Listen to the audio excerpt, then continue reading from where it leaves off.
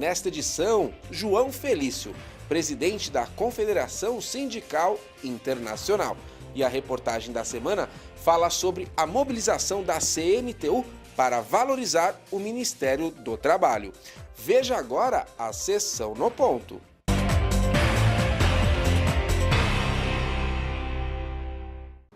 Nós temos o nosso EasyTech, a nossa Faculdade de Engenharia de Inovação, que nós lançamos a ideia há muito tempo. Vínhamos com o sonho de montar uma faculdade de engenharia que pudesse contribuir com a formação de profissionais para o mercado brasileiro. Hoje o nosso sonho está realizado. Nós temos o credenciamento do MEC, temos uma faculdade inovadora, talvez a referência no país na área de inovação. Nós temos a modernidade nessa faculdade para que a gente possa apresentar, a única instituição sindical no país que lança uma faculdade.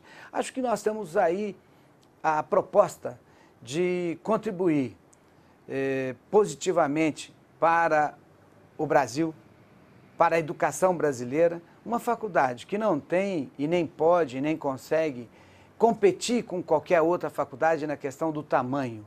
Mas nós temos a pretensão de sermos uma referência na tecnologia, na inovação e, sem dúvida, montar uma faculdade de engenharia de inovação para que a gente possa acrescentar no mercado qualidade, efetividade e que possa também essa referência ser referência para outras entidades, outras instituições de ensino que possam também caminhar nesse sentido.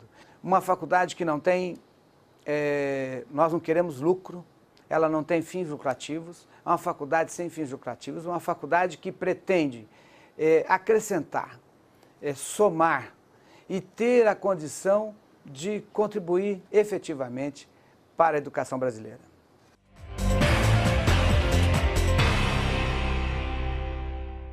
Começa agora a entrevista do Jornal do Engenheiro. A Confederação Sindical Internacional representa mais de 180 milhões de trabalhadores em todos os continentes.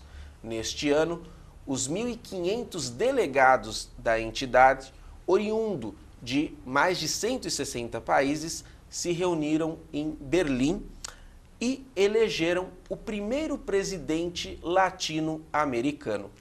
Ele é o professor, ex-presidente da CUT e atual secretário de Relações Internacionais desta entidade, João Felício, quem nós recebemos aqui no Jornal do Engenheiro.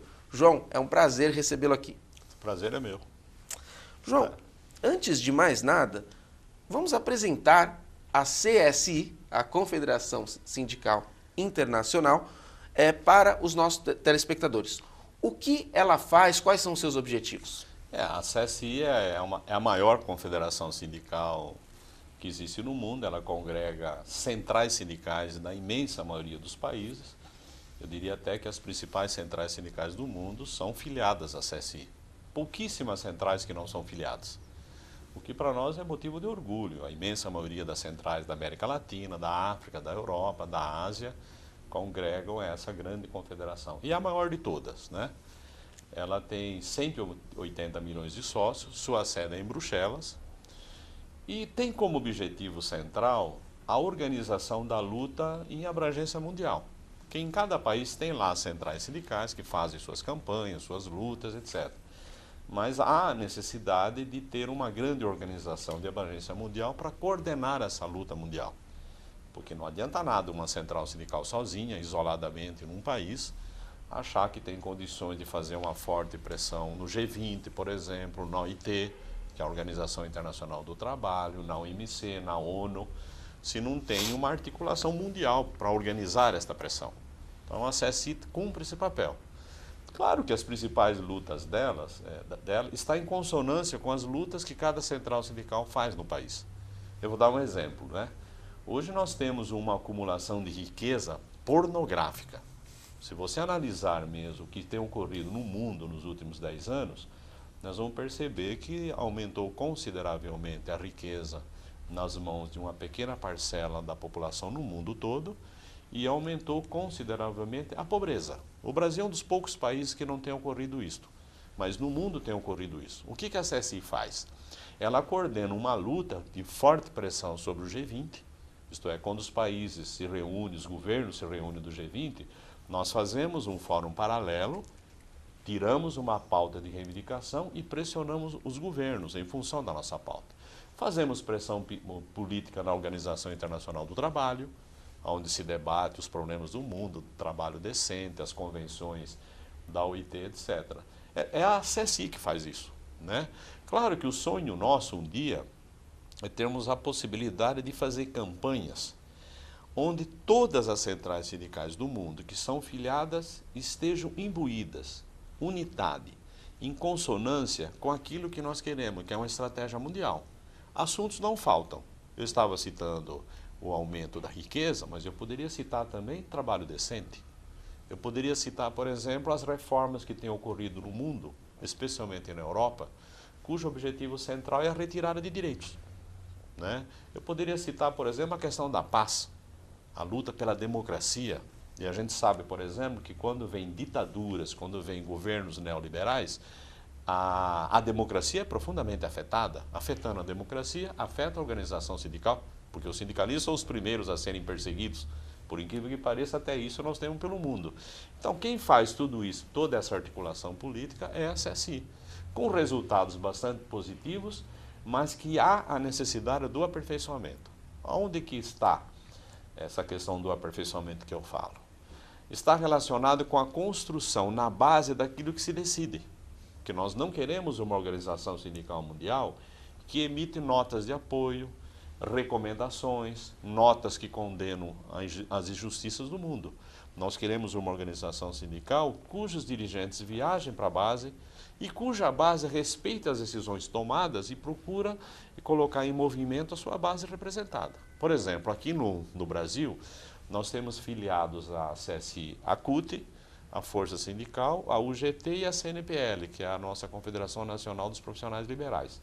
Essas entidades, elas têm por função, dentro do nosso país, desenvolver as campanhas decididas pela CSI. A mesma coisa ocorre com outras centrais sindicais em outras regiões do mundo. A CSI ainda é uma grande confederação em construção, ela tem apenas 8 anos de existência. Como você avalia a eleição de um latino-americano agora pela primeira vez? Por que chegou a vez da América Latina? A presidência da CSI é determinada pelo sistema de rodízio, né? Nós já tivemos presidentes asiáticos, nós já tivemos presidente europeu, nós já tivemos presidente no passado, inclusive da África. Nunca tínhamos tido presidente das Américas, especialmente da América Latina. Portanto, esse processo de discussão que ocorreu foi muito positivo. Primeiro, houve consenso de que deveria ser um presidente latino-americano. Segundo, de que deveria ser o Brasil. Porque o Brasil passa por uma fase boa no que se refere a diálogo social, no que se refere à luta por direitos, à garantia de direitos. Aqui nesse país, a maioria das categorias profissionais tem obtido ganho real de salário, uma negociação muito positiva no que se refere a salário mínimo. A presença do Brasil no cenário mundial econômico, e especialmente no cenário sindical, é muito positiva. Existe uma admiração muito grande pelo Brasil. Nós nunca podemos esquecer que os outros países admiram muito a nossa central e movimento sindical brasileiro por ter conseguido eleger um operário à presidência da República, que foi o Lula, né? A diminuição da pobreza no nosso país. Quer dizer, todo mundo pergunta, puxa vida, o que é que vocês estão fazendo no Brasil para conseguir avanços consideráveis, sendo que em outras partes do mundo não tem ocorrido isso? Então, acabou virando um consenso. Não, está na hora de botar um latino-americano lá, com as experiências que temos aqui na América Latina, e especialmente que seja um brasileiro. Nós fizemos essa discussão dentro da CUT, fizemos esta discussão com as outras centrais sindicais brasileiras, e foi consenso que o meu nome deveria preencher pela experiência adquirida, pela presença no movimento sindical brasileiro, por ter presidido a CUT, Central Única dos Trabalhadores, e também pelas relações que nós temos com o movimento sindical aqui das Américas, que é uma relação muito positiva. Obtivemos o apoio das Américas, depois obtivemos o apoio das centrais sindicais da África, da Europa, e virou consenso, o que foi muito positivo termos saído do Congresso de Berlim com um espírito de unidade muito forte. No próximo bloco, vamos falar sobre as perspectivas do mandato do João Felício na CSI e também qual a opinião dele e da sua entidade sobre alguns temas importantes para o sindicalismo. A gente volta daqui a pouquinho.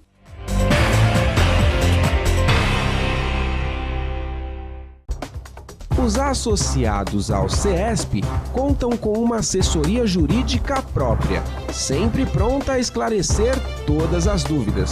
O atendimento é feito de segunda a sexta-feira, das 10 às 18. Entre em contato e saiba mais.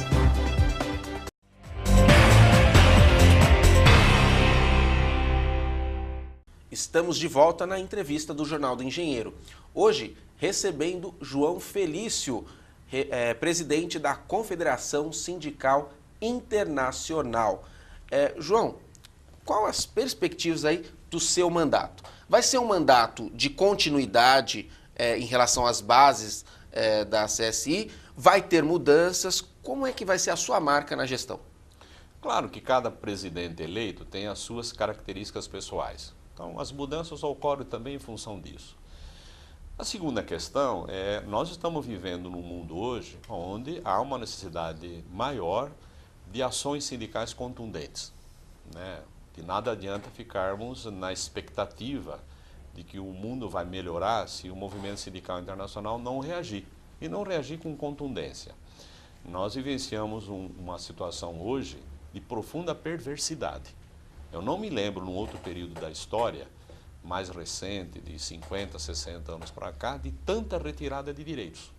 Nós não estamos mais naquela fase dos anos 50, 60 de ascensão, de garantia de direitos, de construção do estado de bem-estar social. Nós estamos numa fase agora onde os neoliberais atacam violentamente as organizações sindicais e, em muitos casos, aliados aos governos. Veja que situação difícil que nós nos encontramos. Nos anos 50, 60, havia o tripartismo, que era os governos se reuniam com os empresários, se reuniam conosco e a gente avançava na consolidação de direitos.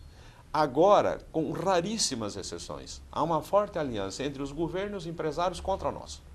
A gente vivencia isso na Europa, a gente vivencia isso em muitos países da Ásia, vivenciamos isso em muitos organismos internacionais.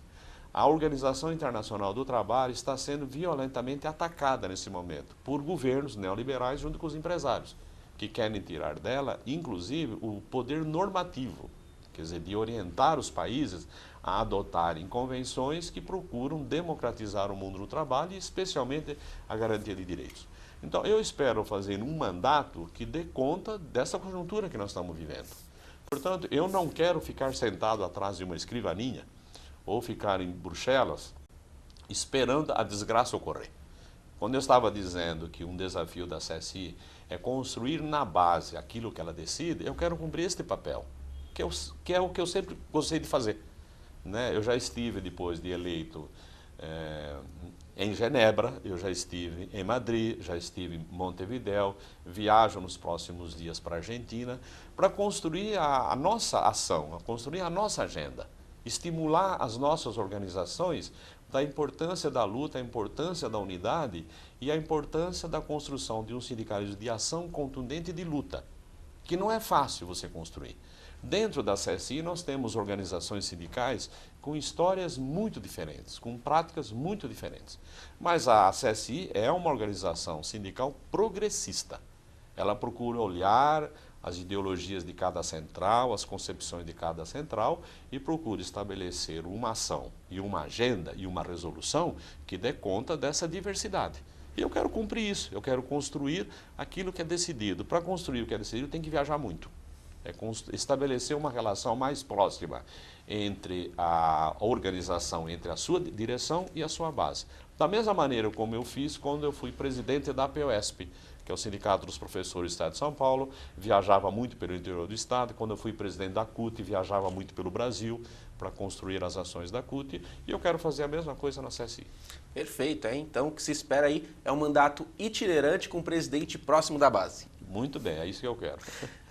Como a CSI e como você, João, enxerga a crise do capitalismo, uma das mais atuais, que é, por exemplo, a economia da Europa, um continente tão importante e onde tem trabalhadores representados pela CSI? você ter uma ideia, quando houve a crise dos bancos, o Movimento Sindical Internacional, a CSI e outras organizações analisaram da seguinte maneira: os estados vão socorrer o sistema financeiro. E num dado momento, os estados vão tentar resolver os seus problemas de caixa, porque canalizaram uma enorme quantidade de recursos para socorrer o sistema financeiro. Os trabalhadores resolveram. Fazendo reformas, que é o que está ocorrendo agora. Cobrando mais do contribuinte. Cobrando mais, quer dizer, eles fazem reforma trabalhista, com o discurso que tem que reduzir o custo do trabalho, fazem reformas da Previdência, com o discurso de que os estados não têm condições de pagar aposentadorias respeitáveis, etc. Então, nós estamos vivendo no capitalismo hoje um profundo ataque às organizações sindicais e aos direitos.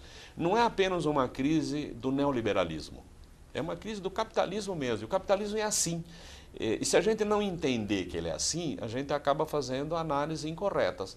O capitalismo vive de crise permanente e o momento que nós estamos vivendo é um momento de crise.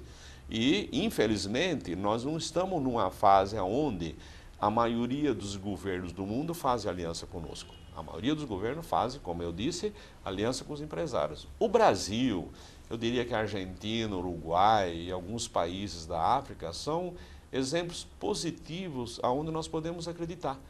Porque de nada adianta também você fazer uma luta sindical quando você não interfere na vida política nacional.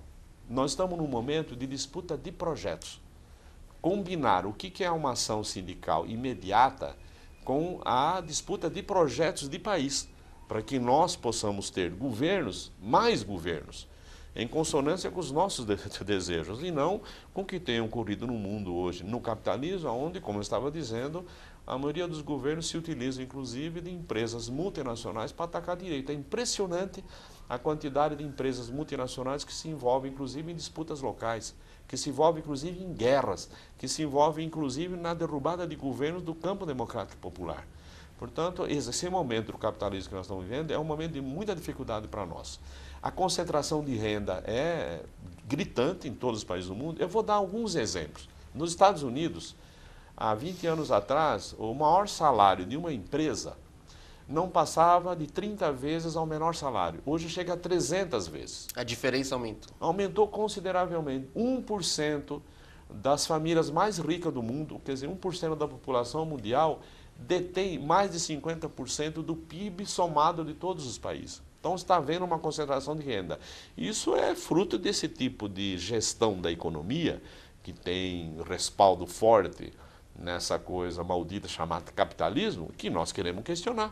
Eu aqui não advogo num projeto político de um Estado magnânimo, de um Estado impositor, de um Estado que determina tudo, mas também não dá para concordar com a forma como os organismos internacionais e os governos têm gestado a economia no mundo todo. Portanto, a nossa luta é ao mesmo tempo uma combinação entre uma pauta imediata do mundo do trabalho, mas também um profundo questionamento à sociedade vigente no mundo hoje, que não nos interessa e não interessa a classe trabalhadora do mundo.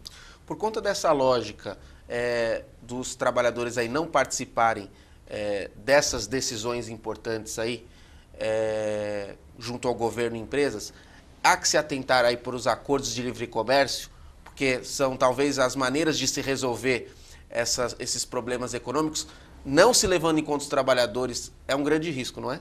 Sem dúvida. Vou dar um exemplo para você. Tratados de livre comércio é extremamente polêmico no mundo sindical. Claro que um país rico, ele procura sempre estabelecer tratados de livre comércio que lhe traga vantagem. Os impérios sempre atuaram assim ao longo da história. Se a gente for analisar a história, os impérios sempre impuseram a sua hegemonia, os seus tratados de livre comércio, desde a antiguidade, né? Eu, particularmente, não tenho nenhuma simpatia por tratados de livre comércio, porque os tratados de livre comércio vigentes, que estão sendo debatidos, alguns já existentes, etc., sempre favorece aquilo que eu disse, o império em detrimento daqueles países em desenvolvimento, os países mais pobres, etc. Mas na CSI é muito polêmico, porque há gente que defenda. O que acabou unificando a CSI? Tá bom, é necessário os povos estabelecerem relações? Claro, ninguém defende o isolamento de ninguém. Mas a relação, ela tem que ser solidária, ela tem que ser respeitosa e que não seja tratados de livre comércio que leve em consideração apenas o comércio, mas também as questões sociais. Porque se a gente também não troca experiência e não garanta na efetivação de um tratado de livre comércio direitos, de nada adianta você ter um tratado de livre comércio que favorece só o capital. É isso que nós questionamos. Portanto, neste caso, tem acordo na CSI. Agora, eu particularmente, os tratados de livre comércio, eu me lembro, inclusive, eu era presidente da CUT, quando nós fizemos uma grande campanha contra a ALCA. Porque a ALCA, o que ela favorecia? Favorecia o capital norte-americano, as multinacionais norte-americanas, mas não favorecia a imensa maioria dos países latino-americanos. Portanto, tratados de livre comércio que não respeita a soberania de cada país, que não respeita os projetos políticos e econômicos de cada país, que não respeita a organização sindical e que não respeita direitos, não nos interessa. E eu acho que não interessa a CSI e não interessa a maioria das organizações sindicais do mundo. Perfeito. Bom, João, chegamos ao final do nosso programa e vocês aí viram na entrevista a decisão dele de estar mais perto da base, estar viajando. Então imaginem a dificuldade de trazê-lo aqui, problemas de agenda, mas eu quero muito agradecer a você por ter encontrado esse espaço, muito a sua assessoria completa, que eu, em nome da Mirtz, agradeço, porque foram muito gentis conosco. Mas quero deixar as câmeras abertas para suas considerações finais. Eu agradeço o convite de vocês, eu já participei em inúmeras ocasiões de congresso do Sindicato dos Engenheiros, é um parceiro nosso, muito amigo nosso. Eu acho que vocês estão dando aqui uma oportunidade para que a CSI também expresse, junto com vocês, as suas opiniões, é muito positivo. E espero retornar mais vezes, apesar da minha agenda ser bastante larga, expressiva, mas sempre sobrará um tempinho para conversar com vocês. Eu acho que nós estamos juntos nessa luta dos engenheiros do Estado de São Paulo e, com certeza, da classe trabalhadora brasileira. Obrigado, João. Bom mandato, viu? Muito obrigado. Esta edição do Jornal do Engenheiro não termina aqui. Fique conosco e acompanhe mais assuntos a respeito da engenharia, da inovação, do desenvolvimento e, claro, do universo sindical.